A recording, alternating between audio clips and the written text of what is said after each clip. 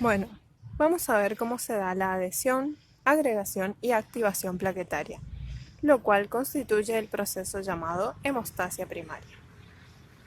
Esto vendría a representar el vaso sanguíneo con su capa de endotelio dañado, por lo cual se expone el colágeno y sustancias subendoteliales, como el factor de von Willebrand.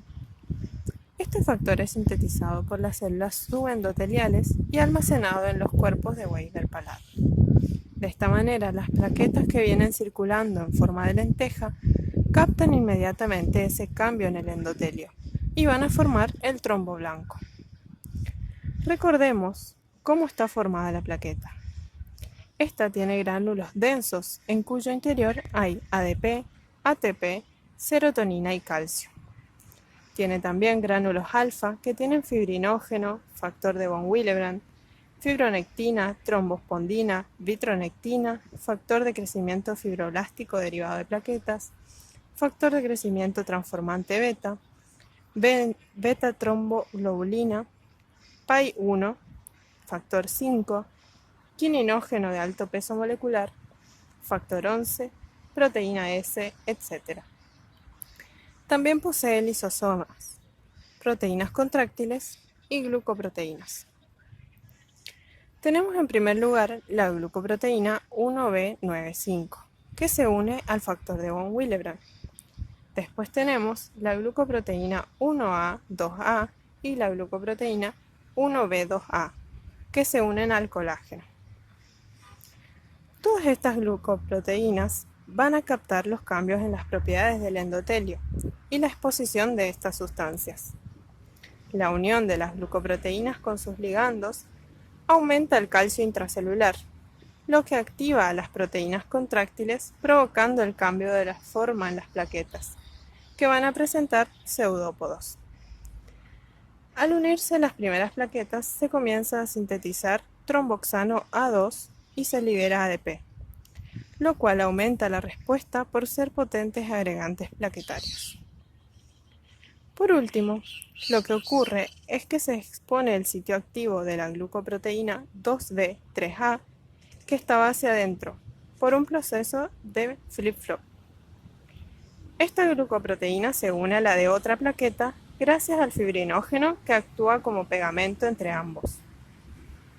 La unión entre sí de muchas plaquetas es lo que se conoce como trombo blanco.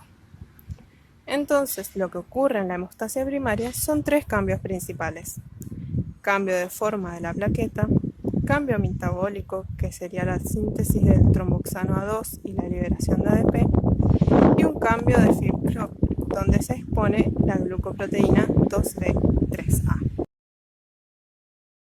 Modelo basado en superficies Cuando hay celulares. algún daño en el vaso y queda expuesto el subendotelio, queda expuesto con él también el factor tisular. Este se une al factor 7, lo activa, forman un complejo y activan al factor 10. El factor 10 activado junto con el cofactor 5 forman el complejo protrombinasa. La protrombinasa me pasa el factor 2 inactivo a 2 activado, es decir, de protrombina a trombina. Esta trombina tiene la capacidad de activar plaquetas, activar el factor 11, separar el factor 8 del factor de von Willebrand, activar el factor 13, al 12 y a TAFI. Sin embargo, esta cantidad de trombina generada hasta el momento no es suficiente para pasar de fibrinógeno a fibrina soluble. Y esto es porque la protrombinasa también me activa un complejo, que es el TFPI, que me inactiva al factor tisular y al factor 7. Pero antes de que lo inactive, el factor tisular junto con el factor 7 me pasan el factor 9 inactivo a 9 activado. Y junto con el factor 8, que fue liberado por la trombina, forman el complejo tenasa, que también me pasa de 10 inactivo a 10 activado. También el factor 11 activado tiene la capacidad de pasarme de 9 inactivo a 9 activado. El factor 2 activado, ahora sí, me puede pasar de fibrinógeno a fibrina soluble y de fibrina soluble a fibrina insoluble. gracias al factor 13 activado, que también fue activado por la trombina. Todo esto está sucediendo arriba de una plaqueta activada. Modelo cascada de la coagulación. Hablamos de dos vías, intrínseca y extrínseca. La vía intrínseca se activa cuando el factor 12 pasa a 2 activado. Y este factor 2 activado activa al factor 11 que pasa a factor 11 activado. Este, a su vez, puede activar al factor 9, que va a pasar a 9 activado, que junto con el factor 8 más calcio y fosfolípidos forman un complejo llamado tenaza, que va a actuar sobre el factor 10 pasándolo a factor 10 activado, que junto con el cofactor 5, el calcio y el fosfolípido, van a formar un complejo llamado protrombinasa. Este complejo va a actuar sobre la protrombina, que va a pasar a trombina, y esta trombina es la que actúa sobre el fibrinógeno, que pasa a fibrina, primero soluble y luego, por efectos del factor 13 activado, a fibrina insoluble.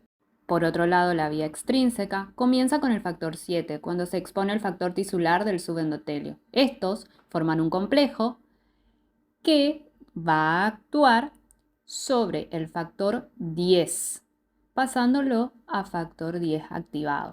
Y este junto con el factor 5 forman el mismo complejo de la vía intrínseca, protrombinasa, que actúa sobre la protrombina, que pasa a trombina, y esta pasa el fibrinógeno a fibrina, primero soluble y luego insoluble. Estas dos vías confluyen en una vía común, que comienza con el factor 10 activado. Por lo tanto, la vía que va desde el 10 hasta la formación de fibrina se llama vía común.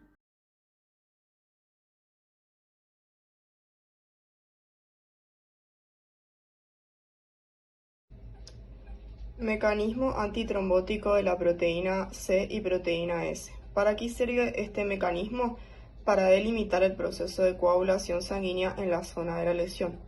¿Dónde ocurre? Ocurre en el endotelio sano. Los anticoagulantes intravasculares previenen la coagulación sanguínea en el sistema vascular normal. Tenemos factores importantes para evitar la coagulación en el sistema vascular normal.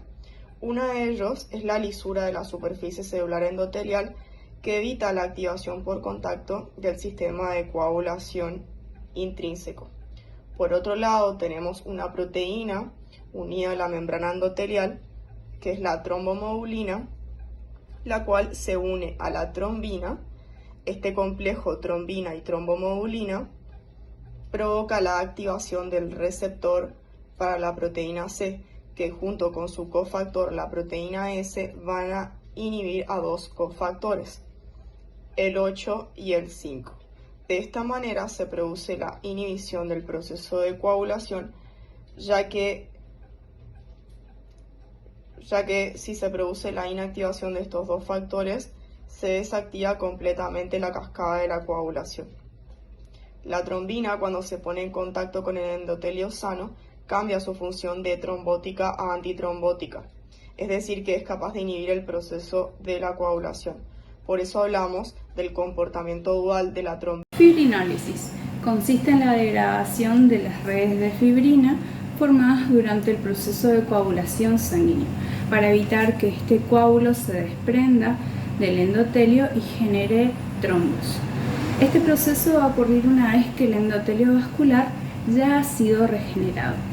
Para eso, la plasmina es capaz de reconocer los residuos de lisina del coágulo y así los desintegra, generando los productos de degradación de la fibrina, de entre los cuales uno de los más importantes es el dímero D, cuyo dosaje en sangre se emplea para descartar eventos trombóticos.